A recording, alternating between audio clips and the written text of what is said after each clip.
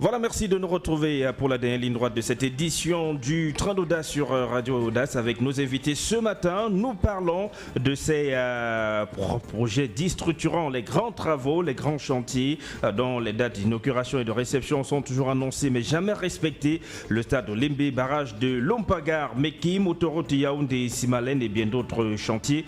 Que de glissement sur la date et réception des 10 chantiers.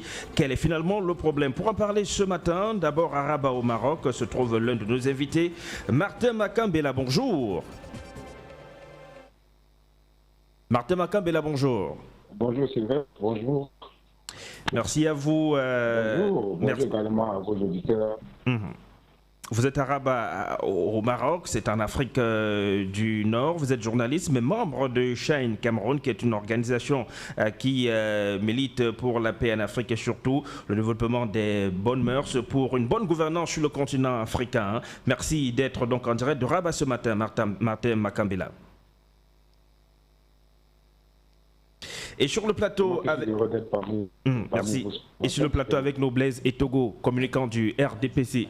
Basile et Togo, pardon, Basile et Togo. Basile et Togo.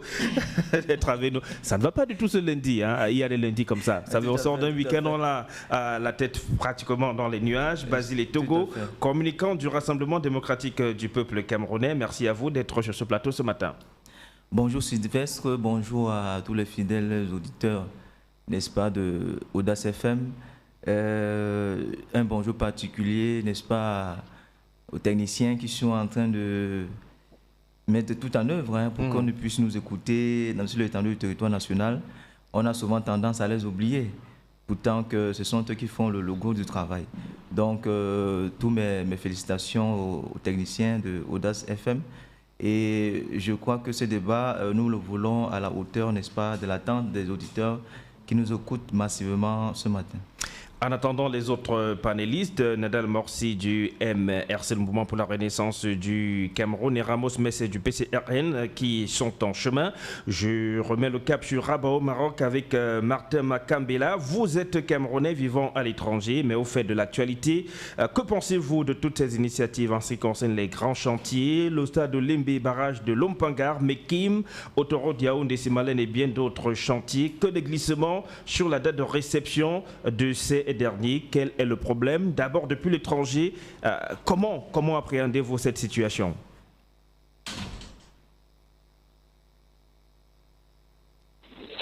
Donc, je tiens d'abord à dire bonjour à toute la population de Boumoloba Mbengue et de Boumoloba Djidou, dont je suis originaire. J'aimerais dire aujourd'hui que nous sommes certainement loin de notre pays natal, le Cameroun, mais nous vivons au jour le jour, au quotidien, les activités qui se déroulent au Cameroun en ce moment, surtout avec ces groupements qui en ont point fini. Vous avez tantôt parlé du stade de Lembe et des différents glissements que nous connaissons, notamment Membele, Lompagar et autres. Mais je dois dire que, de toute façon, à notre appréciation en tant que Camerounais, nous sommes au regret de constater qu'il y a beaucoup de Camerounais qui, malheureusement, ils essayent de dévaloriser le label Cameroun parce qu'en fait, il n'y a pas péripétie dans la maison. Étant donné que le gouvernement tient le bâton de commandement, il y a certainement, par exemple, du stade de Lembe, il y a certainement, puisque d'après le dernier communiqué que nous avons reçu, que nous avons bien évidemment pris la peine de lire, venant du ministre des Sports, le professeur Mouna Kombi, nous avons constaté bien évidemment que certainement, c'est vrai, la date d'ouverture du stade a été remise en cause, mais du moins, si l'aspect technique est déjà en train d'être vérifié, c'est-à-dire que essayer de voir si tout est mis en œuvre pour que le stade soit réceptionné, je pense qu'il y a déjà un pas. Donc il y a le seulement attendre la date officielle d'ouverture. Voilà, merci. Merci de cette réaction depuis Rabat au Maroc. Hilaire Zipan du MP nous a rejoint en plateau. Sa particularité sur le plateau de ce matin, c'est qu'il fait partie de cette plateforme de leaders de partis politiques qui ont travaillé durant des semaines, des mois pour proposer des solutions pour un code électoral consensuel. Hilaire Zipan, bonjour et merci d'être en plateau ce matin. Bonjour à tous les téléspectateurs, à tous les auditeurs de cette radio. C'est un plaisir pour moi d'être là pour essayer d'apporter un certain nombre d'éléments de clarification à l'endroit des Camerounais, parce que c'est à eux que s'adresse beaucoup plus ce code électoral, mieux que nous les politiques. Voilà, merci à vous donc d'être en plateau. On en parlera tout à l'heure, le temps de poursuivre avec la première thématique relative à ces chantiers qui sont en construction, dont les dates de réception plusieurs fois été annoncées mais jamais respectées. Basile Etogo, vous êtes communicant du Rassemblement démocratique du peuple camerounais. Sur la question, quel est votre point de vue? Merci de m'avoir posé cette question qui est d'actualité, il faut le dire. Certainement, cela fait référence, n'est-ce pas, au stade Olembe, qui est le dernier chantier en date. Il y a les barrages de Mekim, Mvele, autoroute Yaoundé-Simalène.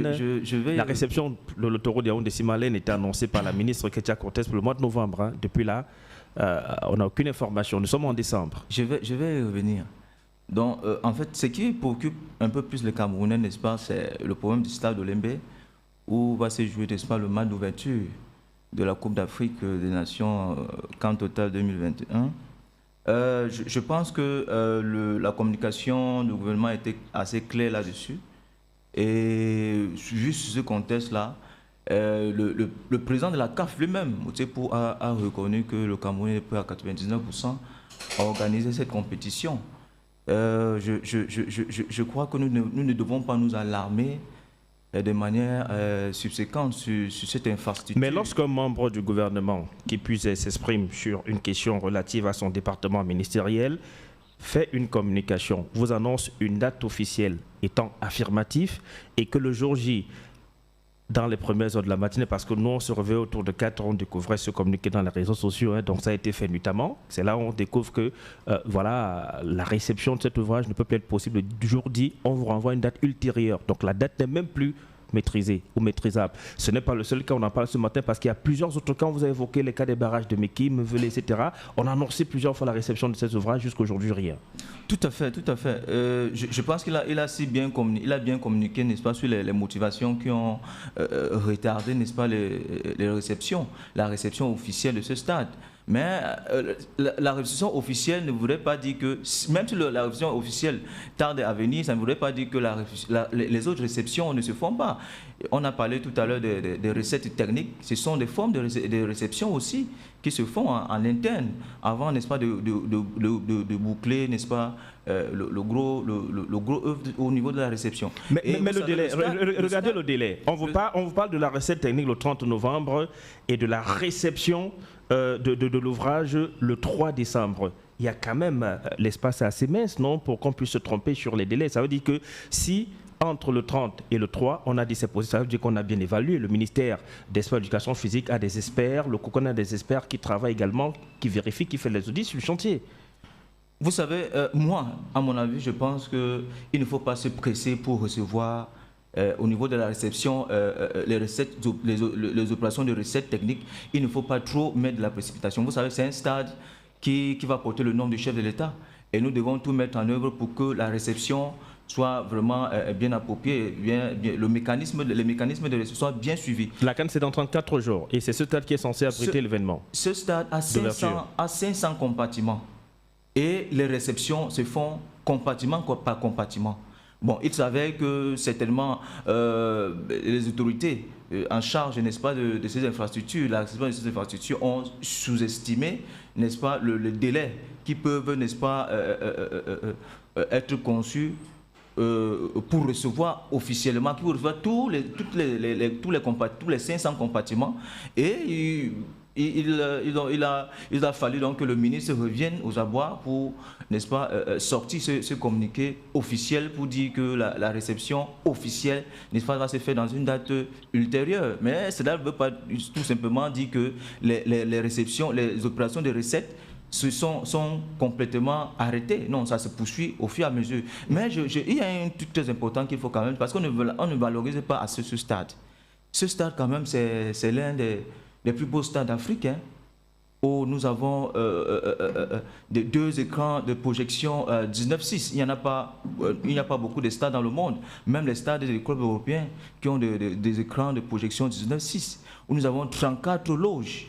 Il faut le dire, où nous avons vu un match sur ce stade, le match abritant les éliminatoires du Qatar entre le Cameroun et le Malawi. Nous avons tous vu la beauté de l'infrastructure de ce stade. Nous avons vu que ce stade est fin prêt à organiser un match d'envergure internationale. Vous savez que la FIFA quand il est prêt, ça veut dire qu'il est réceptionné. Vous savez que la FIFA est très intransigeante là-dessus et qu'aucun match ne peut se jouer dans un stade si ce n'est pas homologué, si ce n'est pas les conditions de sécurité. Vous faites allusion au match qui s'est joué à huis clos. La CAF avait dit que vous l'avez trompé. Mais vous savez, la CAF avait avancé les problèmes sanitaires. C'est la raison pour laquelle on avait joué ce match à huis clos. D'accord. Hilaire Zipan, avant de parler véritablement de ce pourquoi vous êtes là ce matin, sur cette question, on sait que la parole gouvernementale, une communication gouvernementale doit être frappée du sceau de crédibilité, mais lorsque on arrive à ce genre de situation, on est dans le discrédit.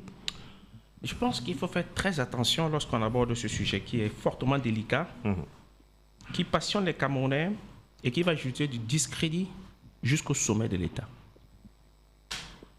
Monsieur Zangaou, il y a 12 ans que le Cameroun savait qu'il devait abriter la CAN. 12 ans, pour ne pas dire 10 ans avant. Le problème qui s'est passé est de plusieurs autres. D'abord, la prise de conscience qu'il fallait tenir les délais. C'était d'abord un problème. Le deuxième, le mécanisme à utiliser pour attribuer les marchés, c'était un problème. La procédure du contrôle en ce qui concerne l'exécution du marché, il en avait un problème. Et aujourd'hui, c'est le cumul de ces éléments antécédents que nous vivons aujourd'hui. Je vais donner à l'endroit de votre téléspectateurs et vos auditeurs 2 éléments. Un principe, on ne gère pas un ouvrage de cette taille-là avec les procédures administratives. C'est l'erreur fondamentale qui a été commise dès le départ.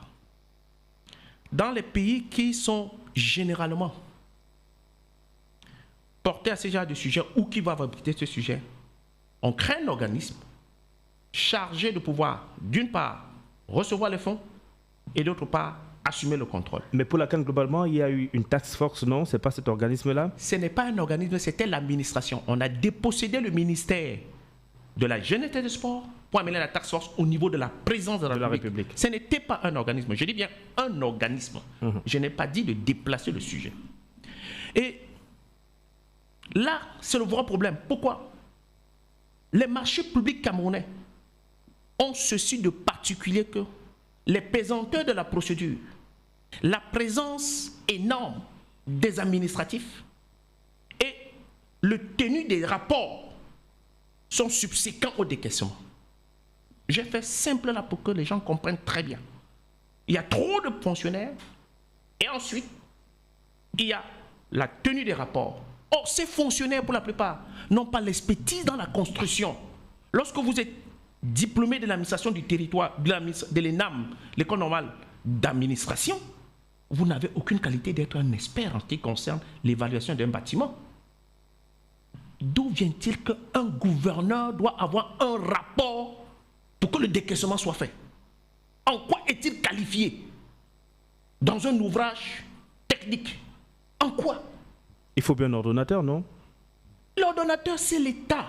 Si vous voulez que je passe, je vous explique un peu en termes de compréhension. Il y a un maître d'ouvrage, c'est lui l'ordonnateur. Le maître d'ouvrage, c'est l'État. Et l'État agit à partir de ces démembrements. Et les démembrements, c'est les départements ministériels, plus, du moins, le département en ce qui concerne les régions. Donc, le maître d'ouvrage doit être le ministère qui rapporte au président à la primature et au président de la République. Mais, vous voyez que la primature n'est même pas impliquée dans le dossier. Du moins en ce qui concerne le Premier ministre qui est chef du gouvernement. Tout est centralisé à la présidence. Voilà. Et donc à partir de ce moment-là, donc, on a créé des procédures parallèles pour faire ombrage à la procédure elle-même qui est lourde, qui est complètement pleine de non-sens au niveau du ministère de la passation des marchés publics, ministère délégué. Il faut dire ministre délégué chargé des marchés publics. Délégué. Ça veut dire qu'il n'a aucune autorité en ce qui concerne les décisions. Il se réfère au président de la République qu'il délègue complètement tout. Je pense qu'on ne va pas se jeter en conjecture dans les contradictions des textes et dans la non-application des textes. Il y a des textes qui sont en contradiction, il y a des textes qui ne sont même pas, et celles mêmes qui sont applicables ne sont pas appliquées. Nous sommes victimes là d'une administration. Et je vais vous faire une lecture que habituellement les Camerounais ne lisent pas très bien. L'ensemble du corpus du gouvernement camerounais est administratif. Quand j'entends mon camarade du RDPC, avec tout le respect que je lui dois, mais il compte pour du beurre. Son avis ne compte pas. Le parti ne s'exprime pas. Les militants n'ont pas leur avis. Parce que ceux qui constituent le corpus du département ministériel au Cameroun, c'est les administratifs. Combien de députés sont membres du gouvernement? Quand vous parcourez le gouvernement actuel, il y a une seule personne qui a été maire. C'est Cortès. Tous les autres, c'est des administratifs, fonctionnaires nommés. Ils ne rendent compte à personne. Ils ne sont pas assujettis à la promesse, ni encore moins à l'engagement pris par le parti. Et quand je vois donc, je dirais mes camarades de parti au pouvoir venir sur le plateau expliquer, vous expliquez ce que vous ne maîtrisez pas. Parce que vous n'êtes responsable en rien. On ne vous consulte pas. Et on vous demande d'assumer des actes posés par des administratifs qui sont par ailleurs des militants au sommet, pas des militants à la base qui prennent des engagements. C'est de ça qu'il s'agit. Donc, je pense que ce problème-là, c'est la goutte d'eau qui aujourd'hui va faire déborder le vase. Parce qu'il s'agit du discrédit d'un ouvrage dont le chef de l'État voulait se donner le nom. Il s'agit de ce discrédit-là. Et on constate d'ailleurs que depuis pas mal de temps, on évite de coller le nom de Paul Biya à cet ouvrage. Hein. Je pense qu'il doit être très loin même de demander. Je suis sûr qu'il a dû dire à quelqu'un comment enlever mon nom dans cette histoire. Parce que c'est de ça qu'il s'agit. Et, M. Zangaou, le Cameroun va avoir un tournant très dangereux après la CAN. Il y a trop de problèmes au placard. Il y a trop de cadavres au placard. Il y a trop de dossiers compromettants au Kabla. Je me pose la question, comment allons-nous stabiliser le pays après la CAN? Entre les stades de Lembe, entre les dépenses de construction des infrastructures, amenant vers ces stades, au Lembe, Japoma, entre les cités qui devaient abriter, les hôtels qui devaient abriter tous ces éléments-là, vous voyez qu'il est complexe et il est large. Mais après, ça dépendra de la volonté de celui qui peut le plus, non? Le président de la République va tirer toutes les conséquences. Il en assumera s'il n'en tire pas toutes les conséquences. Et à ça, il faudra ajouter le Covid-Gate. Nous voyons le rapport de la Chambre des comptes. Et même pour ce Covid-Gate, la task force toujours à la présidence de la République. Je vous avais dit, il y a donc des fonctionnaires qui se sont donné à abroger le pouvoir du chef et qui décident en lieu et place du chef. Et je pense que le fait que le président de la République s'est retiré depuis un bon méca, j'ai l'impression qu'ils n'ont pas trop bien compris. Il a dit, bon, ok, gérez. Et j'ai l'impression que vous pouvez faire à ma place, gérez. Et après la CAN, on tirera ensemble les conséquences. Et vous voyez qu'aujourd'hui, les Camerounais sont complètement à rebrousse-poil à la lumière de ce que le Cameroun ramasse une honte. Le fait qu'on ne livre pas au Lembe, ce n'est pas que le président qui assume, c'est tout le Cameroun qui assume. Mais l'appareil gouvernemental vous dit que il faudra faire des jugements si le 9 janvier, le match d'ouverture ne se joue pas au Lembe. Le cahier de charges dont le Cameroun a été signataire vis-à-vis des engagements de la CAF en ce qui concerne les stades mettait à disposition l'ouvrage. Je l'ai lu 6 mois avant.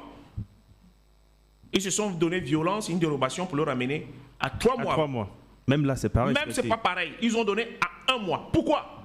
Parce qu'il faut que la CAF prenne possession des lieux pour faire un habillage. Du moins, le mécène principal qui est Total Énergie.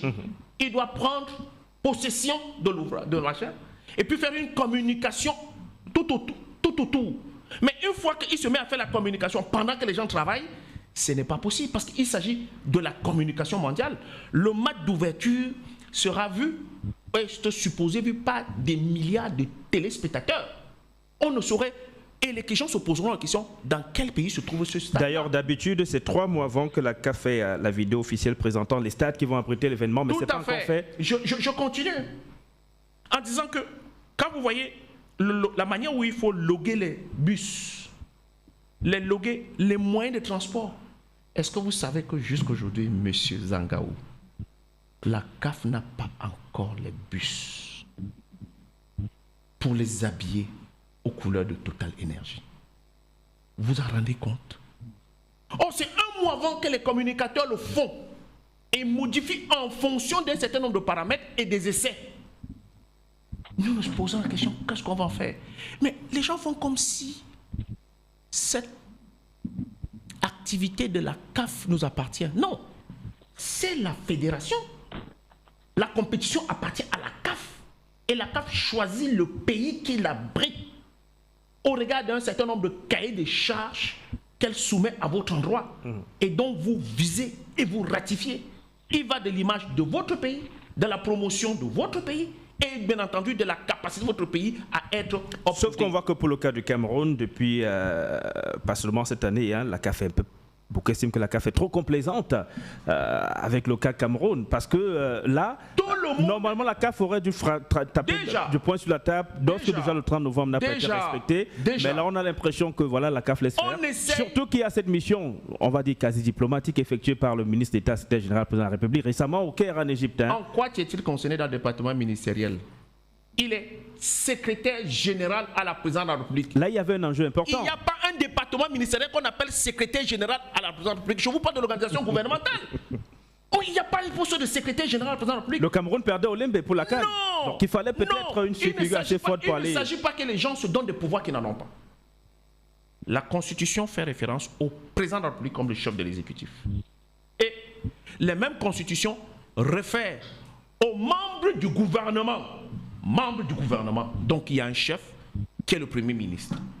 Et il n'y a nulle part apparu dans la Constitution de la République un poste de secrétaire général de la présidence de la République qui a une fonction supra et qui peut donner des leçons au département ministériel. Si vous estimez que le ministre n'est pas en capacité et que le secrétaire général veut être ministre de la jeunesse et des sports, il n'a qu'à aller le faire.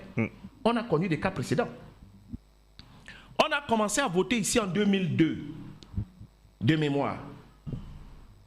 Et le ministre de l'époque n'avait pas la capacité de pouvoir mettre les élections up-to-date. On a arrêté les élections, il était 9h. Et le secrétaire général de l'époque, qui s'appelait Marafa Midouaya, et qui avait piloté le dossier, on a transféré pour la circonstance comme ministre, naturellement, de la jeunesse et des sports, pour qu'il puisse, comme ministre de l'administration du territoire, pour qu'il puisse le faire. Non, je pense qu'il faut faire très attention lorsqu'on aborde des sujets aussi sensibles qui engagent le Cameroun. Moi, je suis extrêmement en colère, furieux. Pour le moment, je me réserve de voir comment va se terminer cette CAN-là. Parce que la question qui se pose, c'est est-ce qu'on réagit avant ou est-ce qu'on réagit après la CAN? Peut-être l'idéal, ce serait je pense que la meilleure façon, c'est qu'on essaye de couvrir toutes nos bêtises et qu'on essaye d'aller plus autant que faire se peut. Et de laver le linge sale. Et de laver le linge sale après la CAN. Et je vous dis, après la CAN, on va laver ce linge sale. Martin Makambela, vous écoutez tout ce que dit Hilaire Zipan. Il faudrait bien que des gens s'expliquent sur toutes ces affaires, non?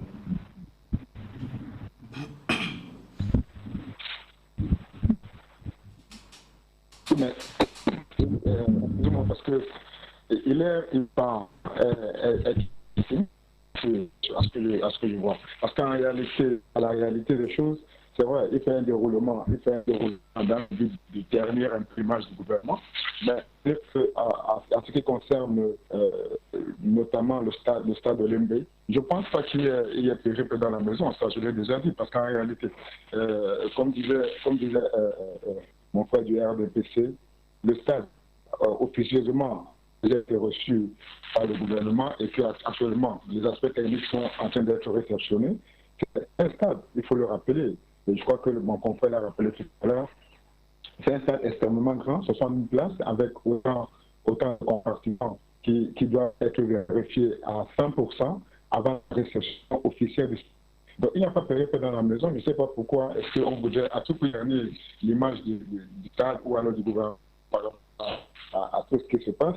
Mais est-ce que faire un constat, c'est forcément ternir l'image du gouvernement? Le Conseil est là, il s'impose à tous.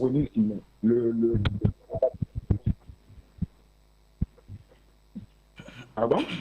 Le Conseil est là, il s'impose en tous. Qui est-ce qui ternit l'image du Cameroun quand on parle des faits?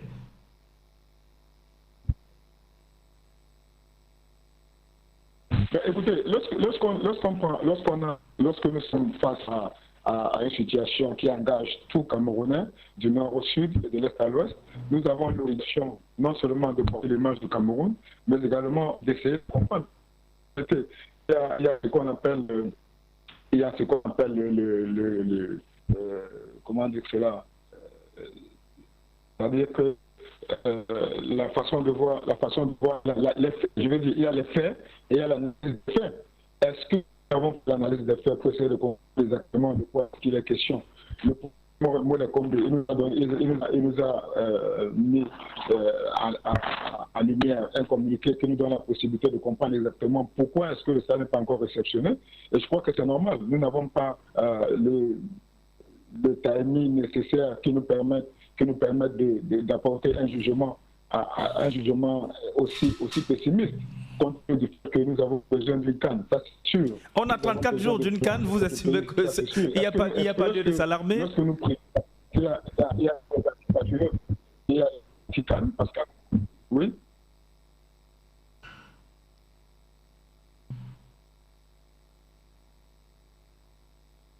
Martin Makabela? Évidemment, nous sommes... Oui, je suis là. Allez-y, répondez à la question.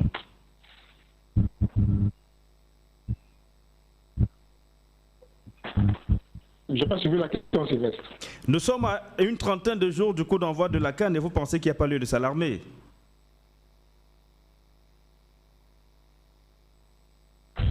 Il n'y a pas lieu de s'alarmer, Sylvestre, étant donné que le stade, vous êtes au courant que qu'il y a eu, nous le savons tous, il y a eu le match éliminatoire de la Coupe du Monde de Cameroun-Malawi il y a quelques mois de cela. C'était un match FIFA, c'était pas un match de la CAF. Et nous avons constaté que le match s'est déroulé dans les très bonnes conditions. Je ne pense pas qu'il y ait quelque chose, il y a lieu de s'alarmer.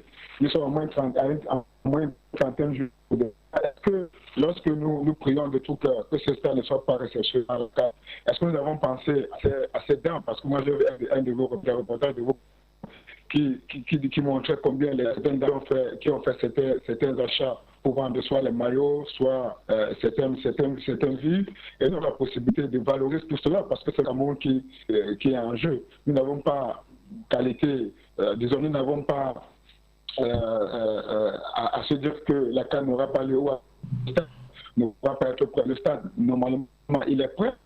Il y a peut-être quelques petites choses à faire, mais cela n'empêche aucunement qu'il puisse être réceptionné. D'accord, merci Martin, merci. Je voudrais ajouter quelque chose d'extrêmement précis. Loin de moi l'envie de dire et de peindre tout au noir. Mais les États se tiennent et se valorisent par rapport à les engagements qu'ils prennent. Dès lors, le Cameroun a-t-il pris des engagements pour être prêt? Je réponds oui. Depuis 2019 d'ailleurs. Le Cameroun a-t-il eu plus ou moins ce que je dirais de tolérance par rapport à cette date-là? Je dirais oui. Est-ce que le Cameroun a rempli ses charges ou son engagement? Je réponds non. Conformément au cahier qui lui a été soumis. Et dès lors, ce n'est pas tant que le fait de le dire. Parce que qu'est-ce qui va se passer?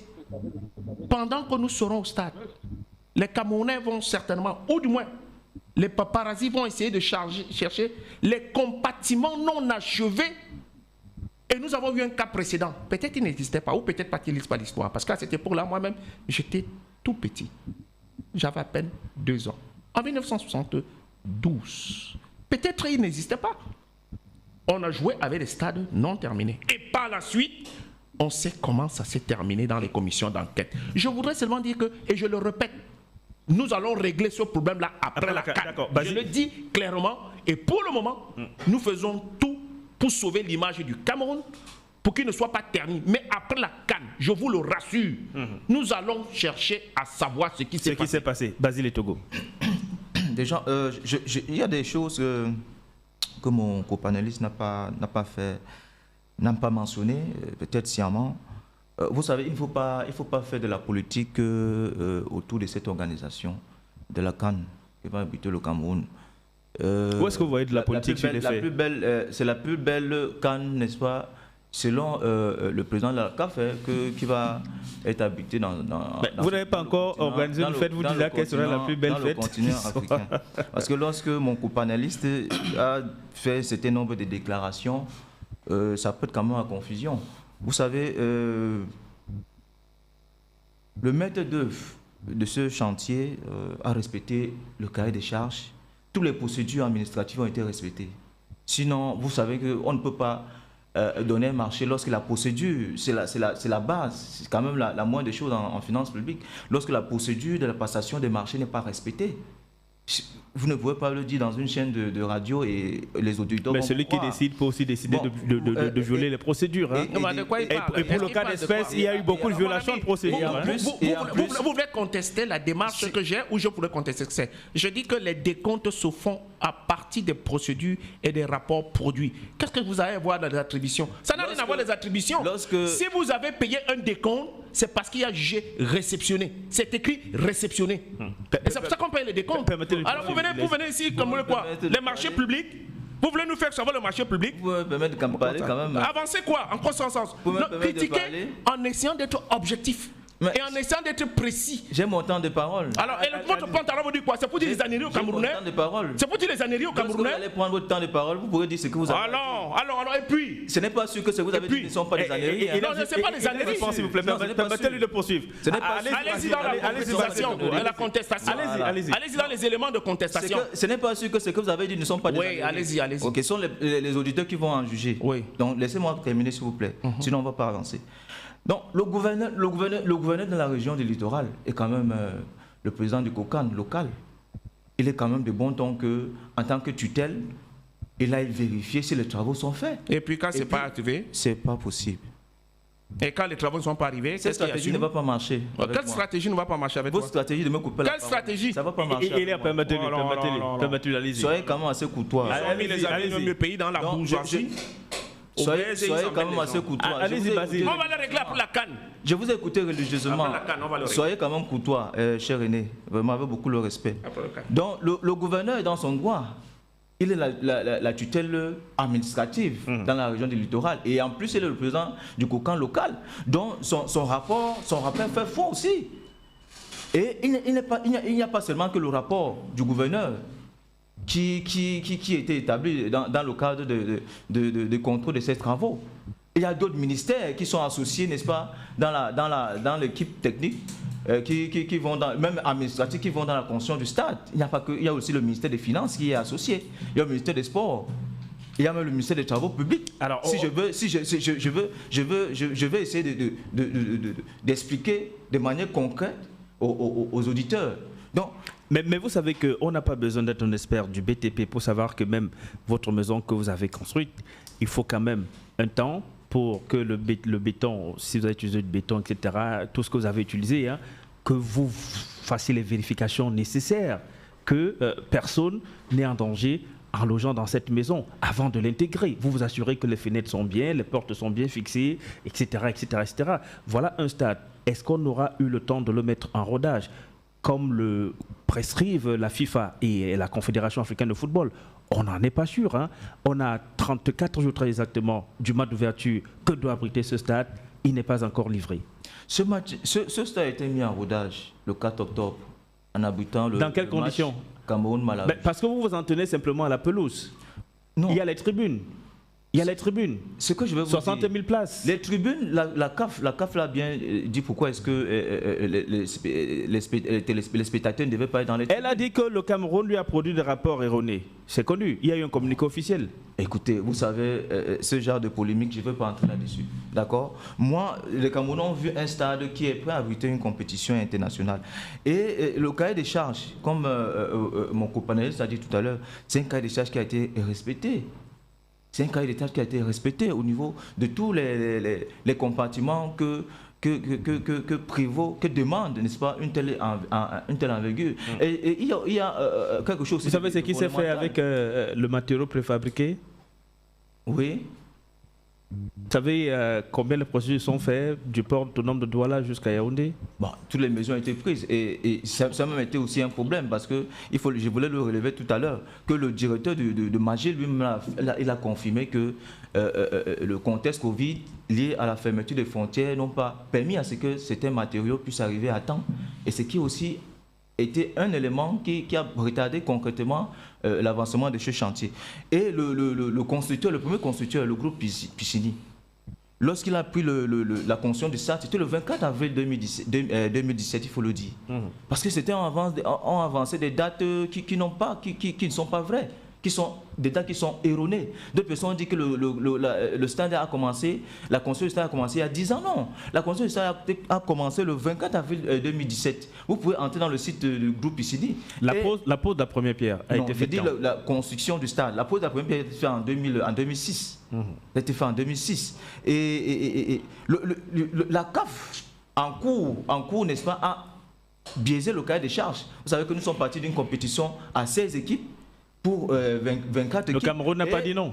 Le Cameroun n'a pas dit non parce que le Cameroun savait qu'elle avait les capacités nécessaires. Et 6 mois avant le retrait pour la réattribution à l'Égypte, le ministre de la Communication porte-parole du gouvernement d'alors, Issa Chiroma Bakary, juste à ses côtés, avec à ses côtés le ministre des Sports d'alors, Pierre Ismaël Bidunkwat, affirmait que le Cameroun aura sa CAN le jour dit avec les infrastructures et le nombre de pays retenus par la CAF. Je vous ai cité tout à l'heure les éléments qui ont retardé considérablement l'avancée de ce stade.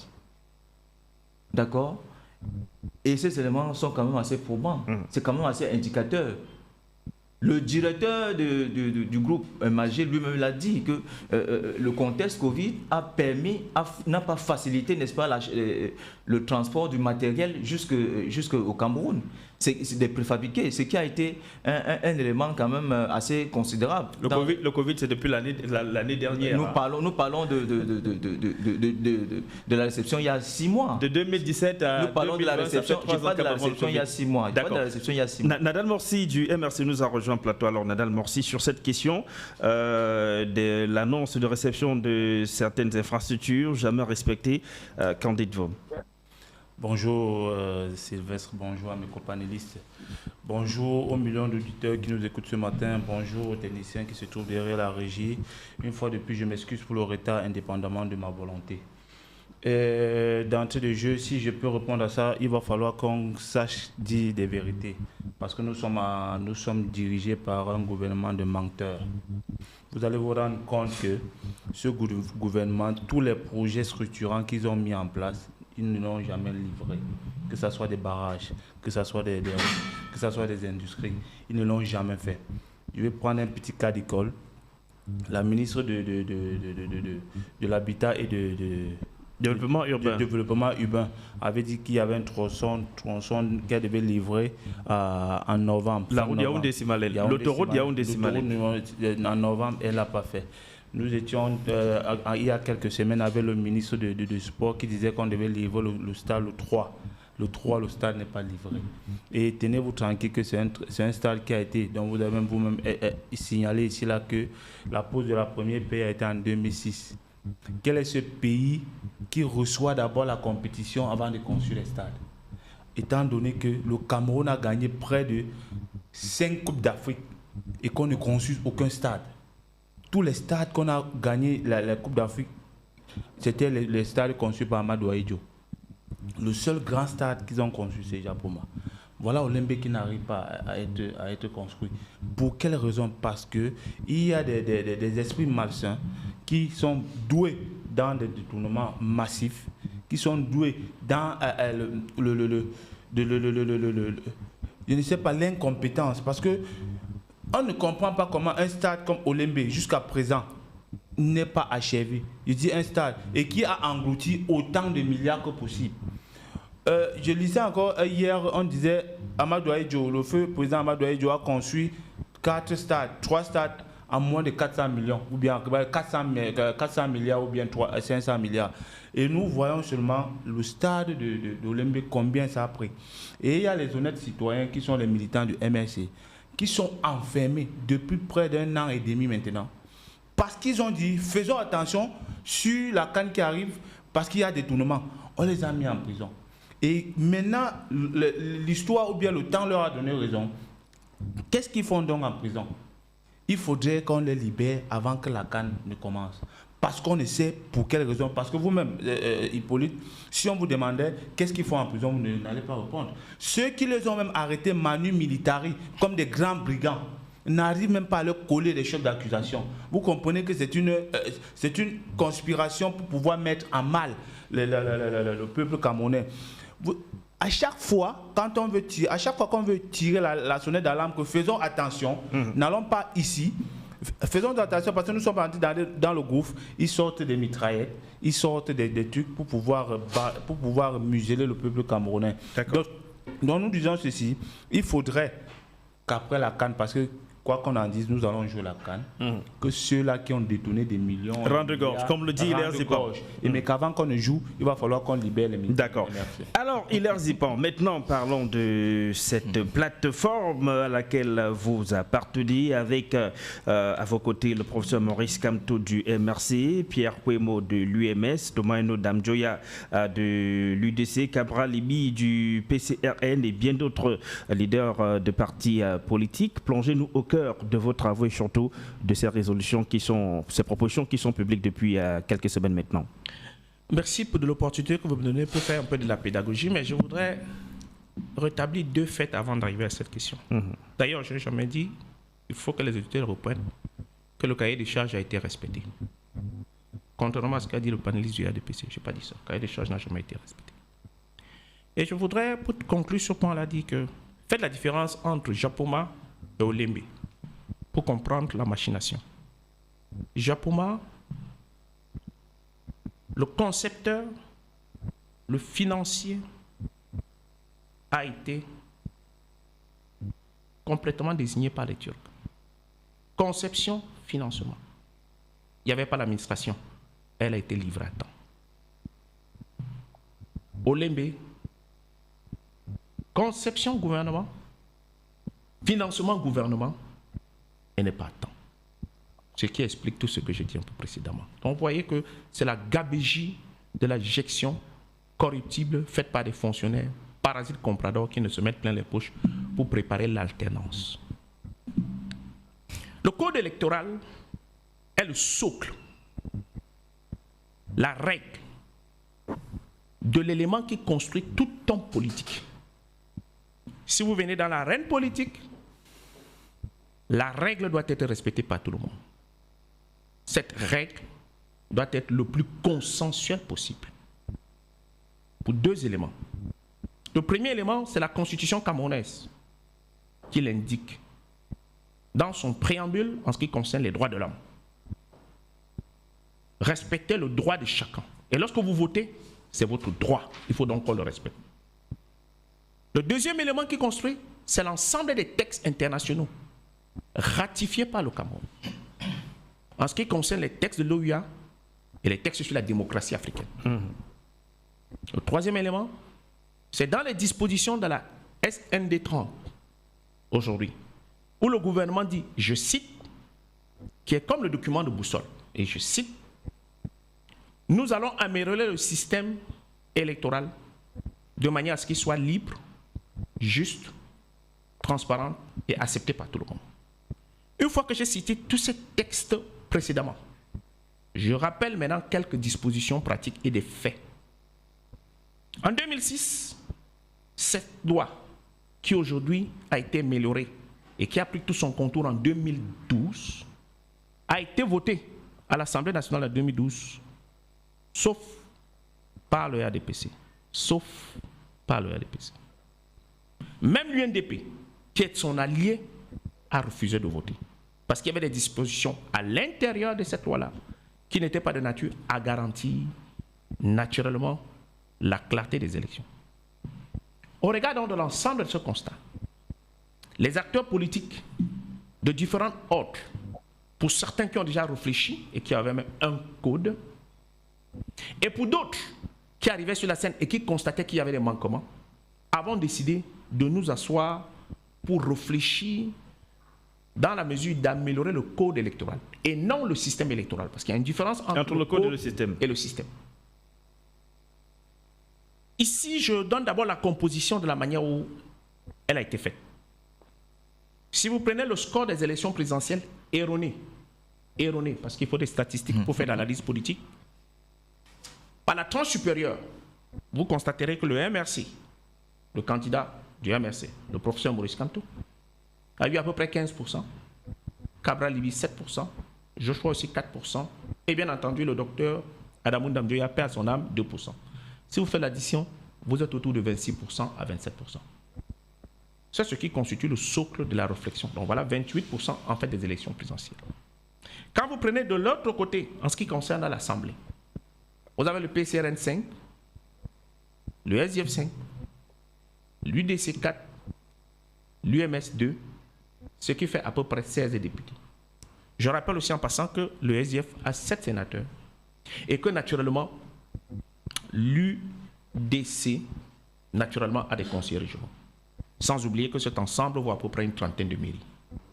Donc, vous voyez que en termes nombre, ce n'est que 7 partis, mais en termes représentativité dont nous contestons, c'est à peu près les seuls en capacité d'avoir un bloc monolithique qui revendique quelque chose de crédible. Et nous avons donc travaillé depuis le 31 mars 2021 sur 10 mois. Et nous avons proposé des articles à modifier. Sur les 281 articles, 299 articles, nous proposons à peu près 81 articles. Comment nous procédons? Nous prenons article. Nous voyons le problème que cela pose subséquemment et précédemment. Nous l'écrivons tel qu'il est dans la loi. Nous apportons les exposés de motifs qui appellent à la modification et nous proposons comment il doit être écrit. Cette analyse est venue du fait que pour la loi de 2012, lorsqu'il s'est agi de pouvoir le mettre en pratique, le Premier ministre, chef de gouvernement de l'époque, avait consulté les partis politiques, il n'en avait pas tenu compte. Nous voulons donc rectifier cette manière de faire. Et rappeler, M. Zangaou, que nous allons démarrer après la CAN un nouveau cycle d'élections qui passera par la présidentielle avant les autres. Nous proposons cette analyse et nous avons remis ce document acquis de droit. C'est-à-dire le président de la République.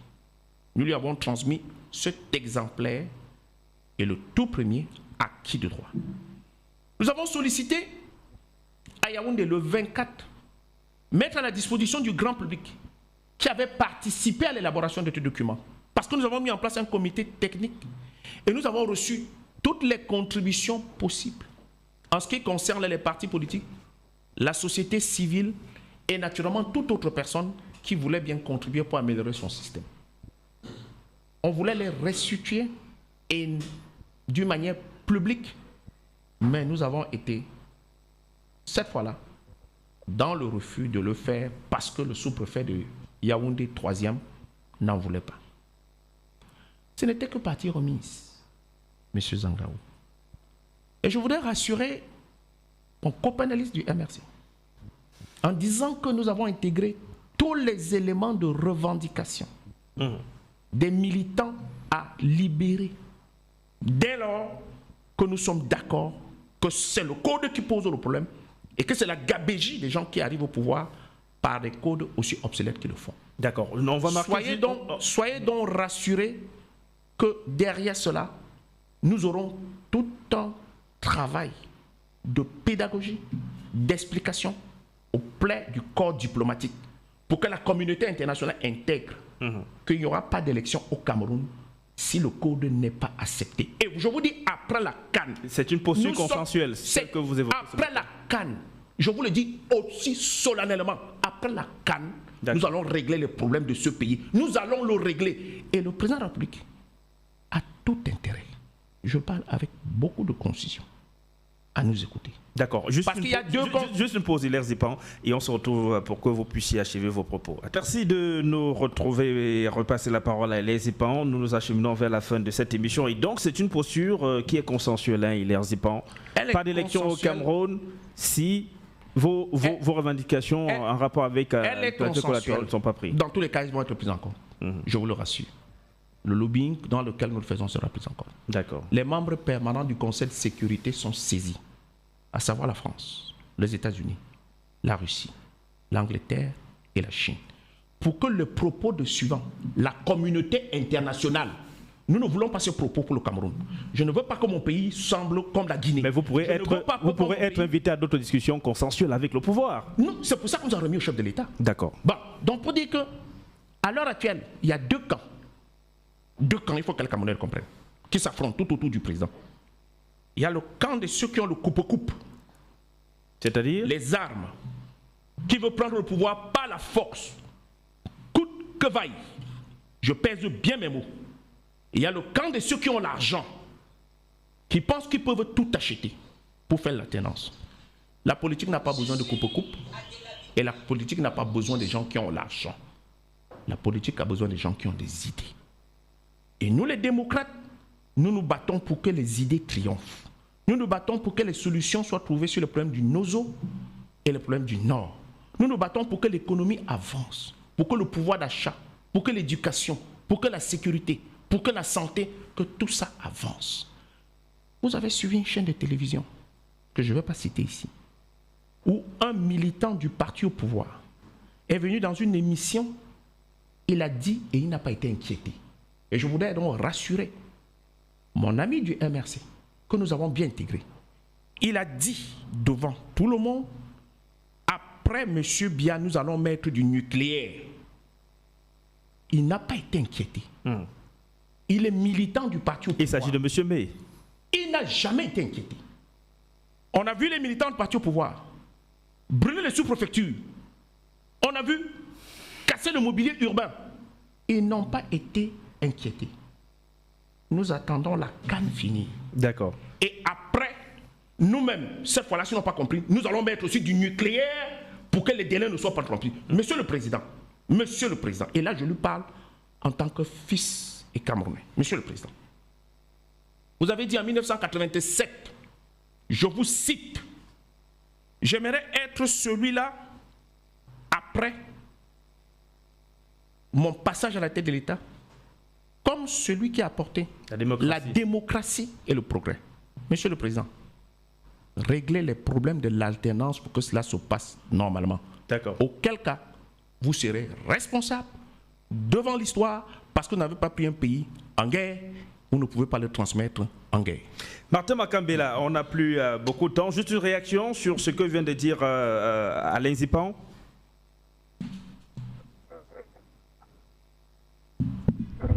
Oui, il a raison au niveau du code. Il faut au moins dire qu'il y a la stratégie idéologique qui devrait être mise sur pied parce qu'en fait, les partis politiques que vous avez cités, entre autres le MRC, le PC et autres, qui se sont réunis pour réfléchir sur le code électoral, c'est bien beau. Mais sur le plan idéologique, est-ce que les partis... Parce qu'en fait, nous avons... Le code n'a pas besoin d'idéologie. Le code n'a pas besoin d'idéologie. On n'a pas besoin d'idéologie. Malheureusement, la ligne se dégrade. Hein. Malheureusement, Martin Makambela, on ne pourra pas vous suivre jusqu'à la fin. Rapidement, une réaction. Basile et Togo.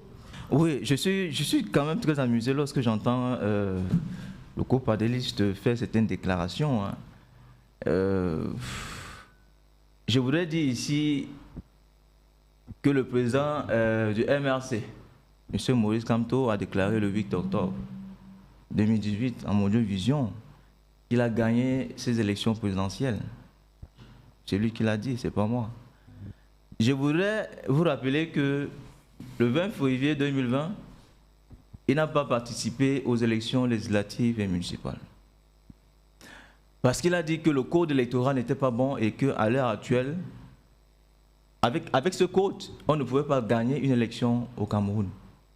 Mais il a donc gagné l'élection de 2018 avec quel code? C'est avec quel code il a gagné?